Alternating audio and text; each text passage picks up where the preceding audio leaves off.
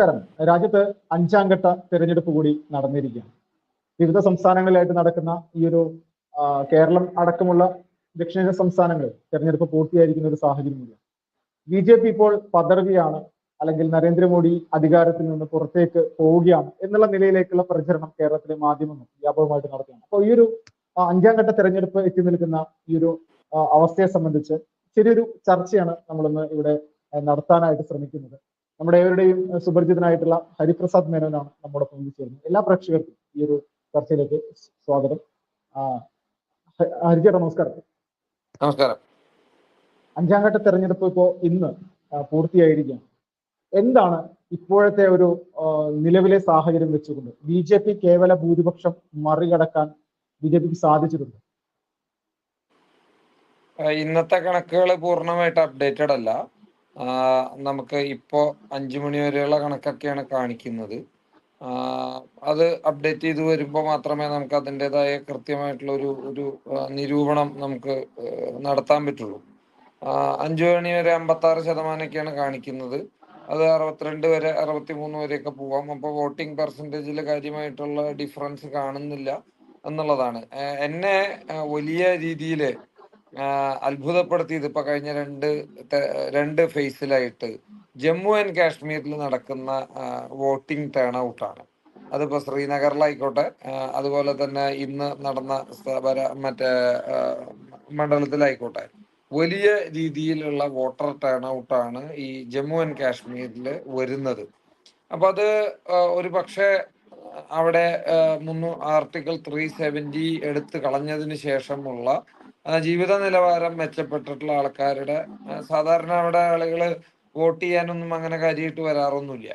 അവര് എപ്പോഴും വിഘടനവാദവും അതുപോലെ തന്നെ ഇന്ത്യൻ ഡെമോക്രസിക്ക് എതിരായിട്ട് പ്രവർത്തിക്കുക അല്ലെങ്കിൽ എതിരായിട്ട് നിലകൊള്ളുക എന്നുള്ള ഒരു മെന്റാലിറ്റി കാത്തു സൂക്ഷിക്കുന്ന ആൾക്കാരാണ്.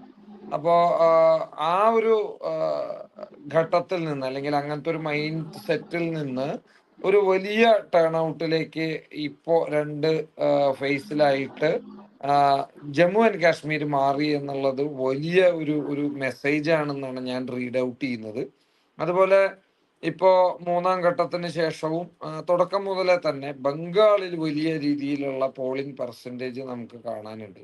ബംഗാള് സാധാരണഗതിയിൽ ഈ മുസ്ലിം മേഖലകളിൽ വലിയ ശതമാനത്തിൽ പോൾ ചെയ്യുകയും നഗരമേഖലയിൽ കാര്യമായിട്ട് പോളിംഗ് പതിവുണ്ട്. പക്ഷെ അത്യുത്സാഹത്തോടു കൂടിയിട്ട് പോൾ ചെയ്യുക എന്നുള്ള രീതിയിലുള്ള ഒരു ആറ്റിറ്റ്യൂഡ് ബംഗാളില് ത്രൂ ഔട്ട് ദ ഇലക്ഷൻ കാണാൻ സാധിക്കുന്നുണ്ട് എന്നുള്ളത് നമുക്ക് വളരെ എന്താ പറയാ അത്ഭുതത്തോടു കൂടിയിട്ട് നോക്കി കാണേണ്ട ഒരു വസ്തുതയാണ്. അപ്പൊ ഈ ബംഗാളില് ഞാൻ നേരത്തെ സൂചിപ്പിച്ച പോലെ BJP ഞാനതൊരു 1.5 വർഷം മുമ്പ് തന്നെ ഞാൻ ബംഗാളിൽ പോയിരുന്നു.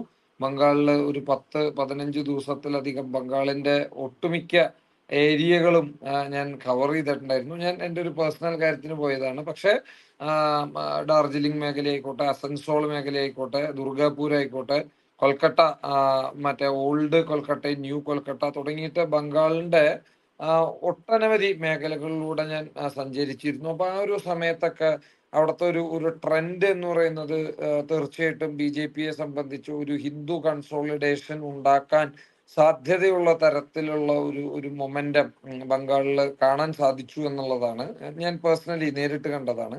അപ്പോൾ അതുകൊണ്ട് തന്നെ അത്തരത്തിലുള്ള ഒരു സിറ്റുവേഷൻ ബംഗാൾ ഉടലെടുത്തത് ഒരു പക്ഷേ BJPക്ക് ഗുണം ചെയ്യുമെന്നാണ് ഞാൻ വിശ്വസിച്ചിരുന്നത്. അതിന്റെ കൂടെ സന്ദേശ് ഗാലി കൂടി വന്നപ്പോ തീർച്ചയായിട്ടും അത് BJPക്ക് വലിയ ഗുണം ചെയ്യാൻ സാധ്യതയുള്ള ഒരു സംസ്ഥാനമായിട്ട് ബംഗാൾ മാറി എന്നുള്ളതാണ് ഞാൻ വിലയിരുത്തുന്നത്. ഇപ്പോ കേരളത്തിലെ മാധ്യമങ്ങൾ പറയുന്നത് പോലെ ഇന്ന് രാവിലെ മലയാള മനോരമയില് മറ്റേ രാഹുൽ ഗാന്ധിയുടെ ഒരു കമന്റ് ഉണ്ട്.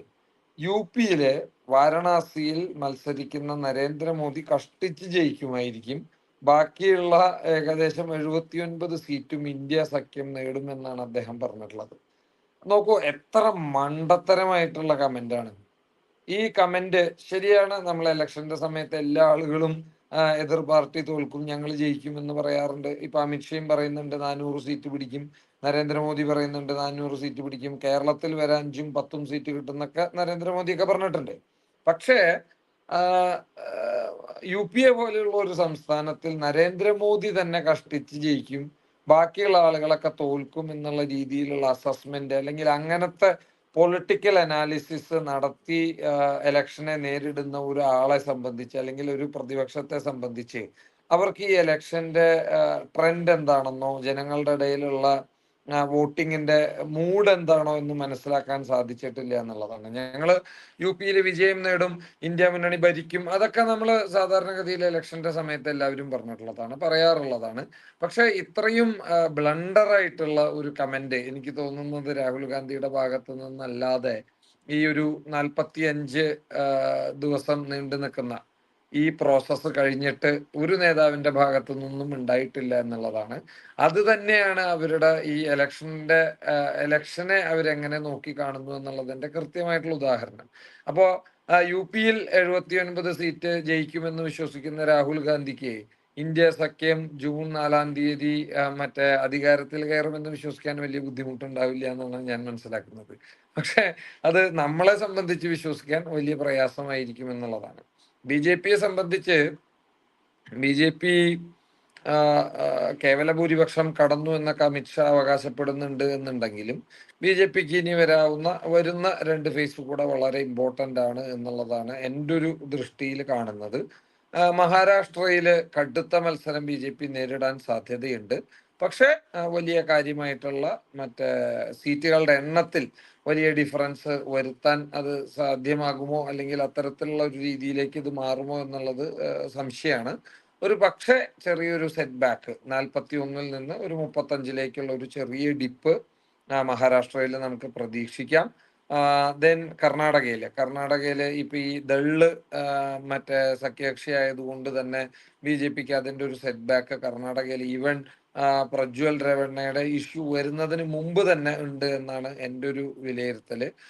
അവിടെ DK ശിവകുമാറിന്റെ അനിയൻ മത്സരിക്കുന്ന DK സുരേഷ് മത്സരിക്കുന്ന ബാംഗ്ലൂരിലെ റൂറൽ മണ്ഡലം, അതുപോലെ തന്നെ മറ്റേ ചാമനഗർ മണ്ഡലം, അങ്ങനെ നമുക്ക് കണക്കാക്കി നോക്കുമ്പോൾ ഒരു 5-6 മണ്ഡലങ്ങളിൽ BJP-ക്ക് ശക്തമായിട്ടുള്ള വെല്ലുവിളി കർണാടകത്തിൽ ഉണ്ടാകാൻ സാധ്യതയുണ്ട്. ദെൻ അത് വിട്ടുകഴിഞ്ഞാൽ പിന്നെ BJP-ക്ക് വലിയ ഒരു സെറ്റ് ബാക്ക് പ്രതീക്ഷിക്കാവുന്ന ഒരു സ്റ്റേറ്റ് എന്ന് പറയുന്നത് എനിക്ക് തോന്നുന്നത് ഒരു പക്ഷെ രാജസ്ഥാനായിരിക്കും. രാജസ്ഥാനിൽ ഒരു 4-5 സീറ്റിന്റെ കമ്മി BJP-ക്ക് ഉണ്ടാകാൻ സാധ്യതയുണ്ട്.